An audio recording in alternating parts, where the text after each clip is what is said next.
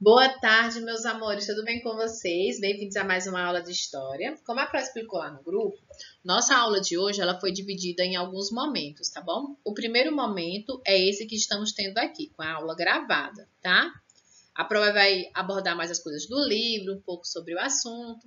O segundo momento, gente, que eu reservei foi um documentário muito incrível sobre a Guerra de Troia, tá?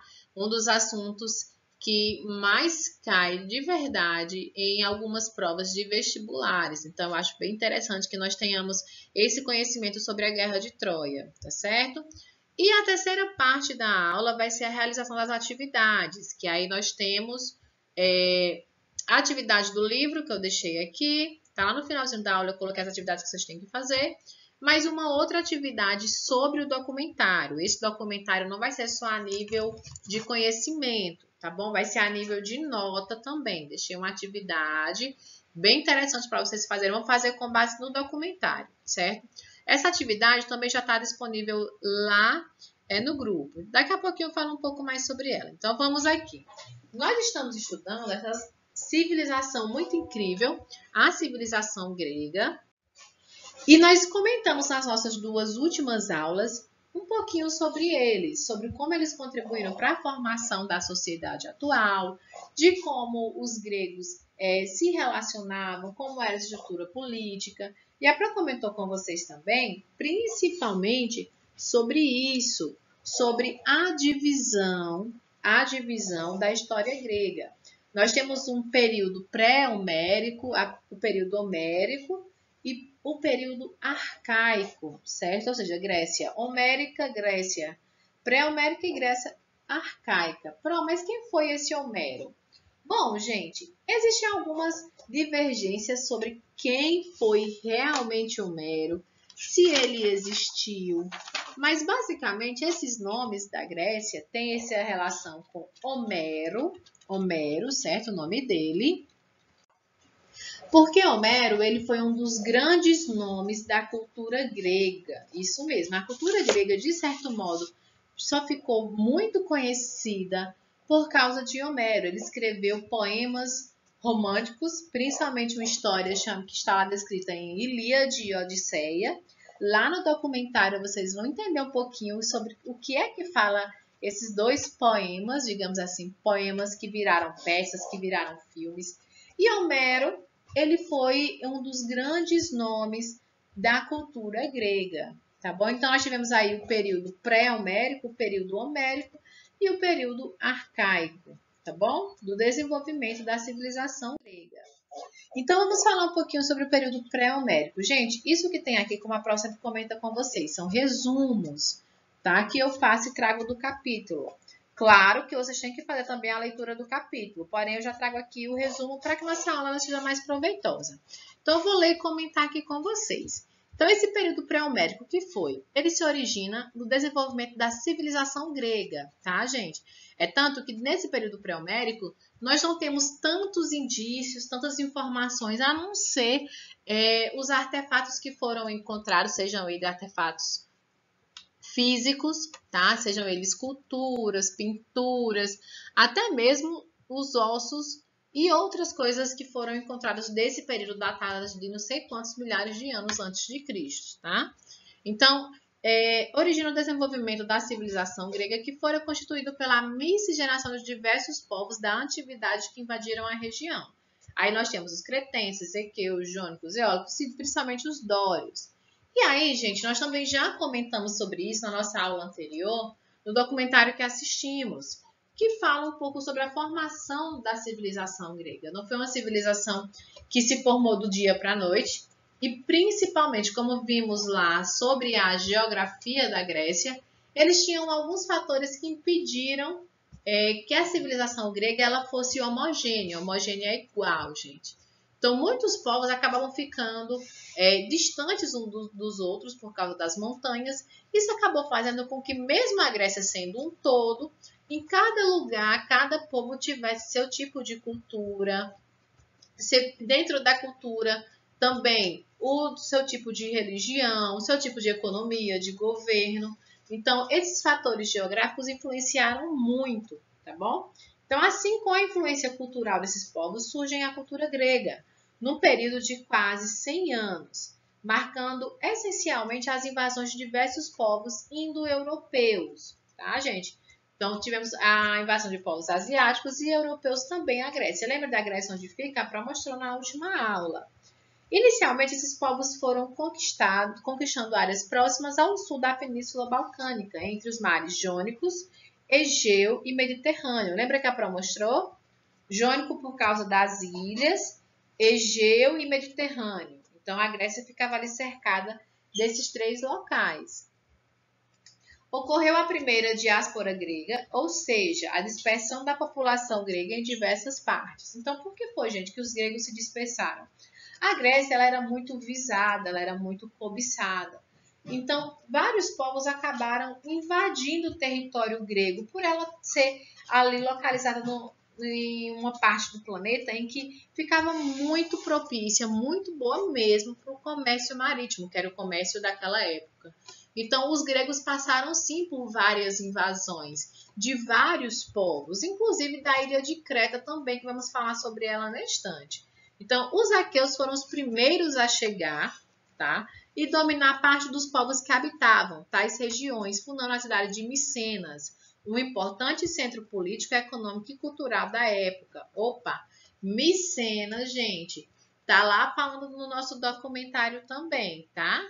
Então, os povos que foram invadindo aquela região, eles foram destruindo os povos que já estavam ali, tá? E aí eles acabaram se misturando. Por isso que quando fala da história grega, acaba havendo essa confusão de qual povo criou a Grécia. Gente, a Grécia ela não foi criada, ela não surgiu da existência de um único povo. Os gregos, eles surgiram da junção de vários povos. Então, existia uma civilização que vivia ali há 100 anos, e aí vinha uma outra civilização de um outro lugar mais forte, com poder militar maior, e acabava fazendo o quê? Destruindo aquela civilização que já existia ali, adquirindo um pouco dos seus costumes, né, dos sobreviventes que ficavam, e iam criando outra civilização. E assim foi se formando a civilização grega, tá bom? Então, deixa eu mostrar aqui para vocês, caso vocês não lembrem, tá? Então, a Grécia, gente, ela fica aqui. Aqui nós temos as Ilhas Jônicas, Mar Mediterrâneo e o Mar Egeu. Então, olha como a Grécia fica num local que é bem apropriado para o comércio. Olha que local legal onde a Grécia está. A Grécia, no caso, a Grécia continental, que é essa que fica ligada ao continente. Essas ilhas também faziam parte da Grécia. Porém, como cada povo ele se desenvolvia de forma independente, eles acabaram recebendo outro nome, tá, gente? Vamos falar sobre a ilha de Creta, tá bom? Que fazia parte, sim, da Grécia, mas ela era independente. Inclusive, gente, a ilha de Creta até hoje tem o nome de Creta, tá bom? O seu nome não mudou. E é um dos pontos turísticos mais visitados da Grécia. Hoje, claro que é um estado-nação, então tudo isso daqui é Grécia, tá bom? O povo que nasce aqui é grego, tá? Então, a ilha de Creta, ela tem uma história um pouquinho diferente das demais. A ilha de Creta, ela como era uma ilha, certo? A cultura era muito própria. Então lá acontecia muitas coisas, se desenvolvia uma economia, claro que também voltada para a parte do comércio, eles eram muito bons comerciantes, mas elas tinham algumas características. Então a Pró vai falar um pouquinho sobre a ilha de Creta para vocês. Os cretenses destacaram-se no comércio marítimo, como eu já comentei, o povo daquela região ali do Mar Mediterrâneo, eles eram comerciantes, certo? Principalmente com as ilhas próximas e com a Grécia continental, que foi aquela parte que a Pró mostrou. Eles exportavam azeite, lembra que comentamos sobre o azeite de oliva? Objetos de cerâmica, joias, lã e artigos de metais. Portanto, a economia de Creta era baseada quase que exclusivamente em atividades marítimas, tá bom? Creta era uma cidade-estado que possuía um sistema de governo monárquico, pois era governada por um rei. Gente, monarquia é um sistema de governo onde o rei governa, tá? E Creta era uma ilha que fazia parte ali do conjunto da Grécia, certo? E Creta, ela tinha uma cultura diferente. Por ela ser uma ilha, ela acabava não tendo tanto contato com outros povos, tá? Então, ali, a cultura que eles valorizavam mais era a sua cultura local. Então, com o desenvolvimento do comércio marítimo, os cretenses fundaram colônias em ilhas do Mar Egeu e na região da Sicília. Os cretenses, quem nasce em Creta é cretense, eles acabaram expandindo um pouco o seu território e ocupando outras ilhas ali próximas, até um pouquinho mais distante. Então, na arquitetura, destacou-se a construção de grandes e luxuosos palácios, como, por exemplo, o Palácio de Knossos, Festus e Malha. Estes palácios caracterizavam pela presença de muitos cômodos, escadarias, jardins e longos corredores. Então, a ilha de Creta, gente, não é tipo... Nós não estamos falando de uma ilha do tamanho da Ilha do Fogo, não, viu, gente? Que dá para você dar a volta nela rapidinho. Quando eu falo da ilha de Creta, estamos falando de uma ilha muito grande, gente. Muito grande mesmo. Então, lá era uma cidade-estado. Eles tinham sua economia, eles eram governados por um rei, eles tinham a sua cultura, viviam a sua religião, praticavam o comércio marítimo e se destacavam principalmente na arquitetura, porque eles tinham uma arquitetura própria, tá? No campo das artes, os cretenses destacaram-se na pintura de lindos e coloridos afrescos, esculturas de metais, confecções de joias e peças de cerâmica. A temática mais presente na arte cretense era o mar, uma ilha, não é, gente? Uma ilha marítima, então eles usavam o mar como inspiração. Na religião, os cretenses eram muito ligados à figura da mulher. Opa, tá lá no nosso conteúdo, viu, gente? Isso que a Pro trouxe, pessoal, é do período homérico, tá bom? Isso que a Pro tá trazendo aqui para vocês, falando um pouquinho da ilha de Creta e logo depois da Guerra de Troia. Então, tudo isso está baseado nesses dois períodos. Então, são os pontos mais importantes desses dois períodos, tá? Então, na religião, os cretenses eram muito ligados à figura da mulher. Tá lá na página 163, no finalzinho, tá? Que fala o seguinte, gente. Olha só. Os cretenses como um todo, como os gregos no geral, eles eram muito voltados para a figura da mulher. Lembra que nós comentamos na última aula que eu comentei com vocês que a civilização grega era uma das poucas, se não a única da época, que valorizava a mulher. A mulher tinha um papel econômico, a mulher tinha um papel político. Mas isso não era à toa. Se vocês observarem lá na página 163, fala um pouquinho, eu vou até ler para vocês. Diz, a organização social de Creta era bastante diferente da do restante da Grécia, principalmente a de Atenas. Em Creta, a sociedade era matriarcal, ou seja, a mulher desempenhava a liderança. Cultuava-se a grande mãe terra, que na religião grega era a deusa da fertilidade, também conhecida como Gaia. Então, a mulher ela tinha um papel diferente por causa dessa figura religiosa, Gaia, que seria a mãe terra, tá? Então, a mulher ela recebeu um valor muito diferente da cultura dos judeus. Lembra que falamos um pouquinho sobre os hebreus? Isso, então na cultura grega, principalmente na ilha de Creta, isso era muito real. A mulher ela tinha um papel econômico, ela tinha um papel político, e isso diferenciava essa civilização das demais, tá bom? Então, a deusa mãe, desculpa, deixa eu voltar aqui. Na religião, os cretenses eram muito ligados à figura da mulher. Imagens femininas aparecem nos afrescos. Gente, afrescos são pinturas, viu? E esculturas ligadas a práticas religiosas. A deusa mãe segurando serpentes na mão, tá, gente? A deusa mãe segurando serpentes nas mãos tinha grande importância para os cretenses. O touro também possuía uma certa importância no cenário religioso cretense, provavelmente em função da imagem da fertilidade.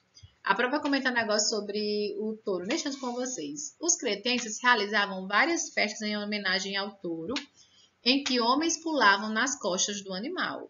A mitologia minoica também foi muito rica. O principal mito cretense é o Minotouro, representado por um forte homem com cabeça de touro, tá? Este monstro, que habitava o labirinto, foi morto pelo herói grego Teseu, e os mitos de Dédalo e Ícaro também relacionados à cultura minoica. Gente, os minoicos foi o povo que invadiu essa parte da ilha de Creta, tá bom?